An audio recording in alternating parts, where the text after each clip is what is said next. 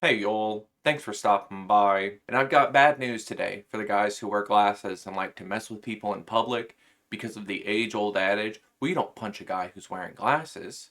Now people have an excuse because a company called Waves is introducing a piece of technology, smart glasses. Technology that you can wear on your face that you can use to live stream and record in stealth. And that's not me suggesting that you record in stealth. That's how they are advertising this product in their startup commercial. Now, Waves isn't the first company who's made glasses that double as a camera. You may be familiar with those Ray-Bans, the Meta Wayfarers, whatever they're called. They've got the camera that's built in right to the side of the lens, right on the front of the arm, kind of by your temple, but these are advertised to only record up to 3 minutes. But it is important to note that yes, this does have a camera on your face, and there is a front light indicator on these Ray-Bans as well. This light turns white when the camera is active, so the people who are looking at you know that they are being recorded. These Wave glasses do not have a light indicator, or at least this startup commercial doesn't indicate they do.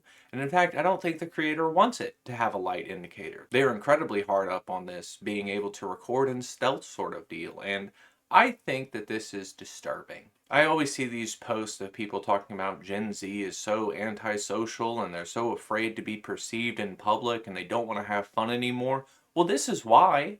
You're being recorded all the time. Every action you take can be scrutinized. You can't go out and just be silly and have fun because people are going to post your pictures of you dancing in a club and mock you online. People are going to hyper scrutinize the weird inside jokes you and your friends make outside of a diner, and all of a sudden you're the main character of the day on Twitter because of your idiosyncrasies. But aside from the minor social embarrassments that I can see coming up from technology like this, obviously the biggest problem is going to be stealth recording, sexual exploitation, revenge porn, things like that. Now, you may be asking yourself, but how do you even come to terms with this? How do you come to a resolution?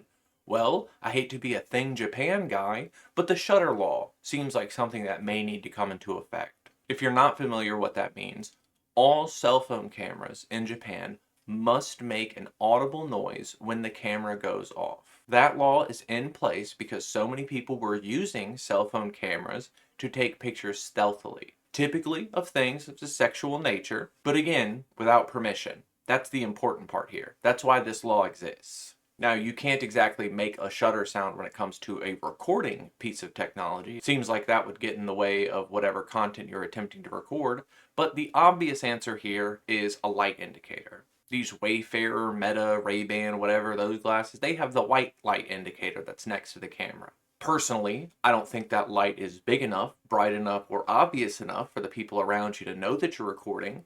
I think that we should use a universal red light because at this point, I think most people relate a red dot to recording.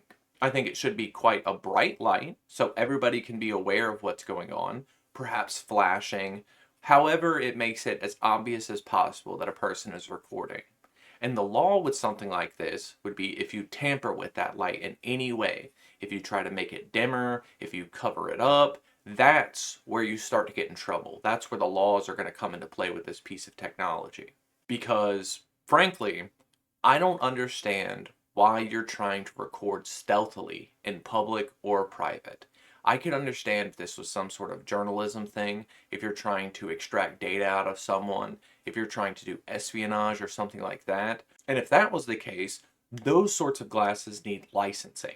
If you're going to have a piece of technology that allows you to video, audio record the people around you without their consent, you should have to have a license to operate that piece of machinery. That way, when, not if, this thing gets into the wrong hands and someone uses this for nefarious means, someone is going to be held liable. I suppose what's fortunate for all of us is that these Wave glasses are on pre-order right now, so there's still time for there to be reworks, for them to actually add a light to this. Maybe that will alleviate my concerns. But more importantly, maybe there's a chance for the inventors of this product to actually get a conscience and realize what sort of havoc they're wreaking on the world by suggesting everyone record stealthily all the time and not let the people around them know that everything they say can and will be uploaded to the internet to use against them in the court of public opinion. But I know lots of people are excited for these, so they're probably going to be released without any sort of arguments or complaints. So I guess until we get the next wave of street interviewers, or perhaps until the next revenge porn site gets uploaded specifically made with Waves content, y'all try to have a good day.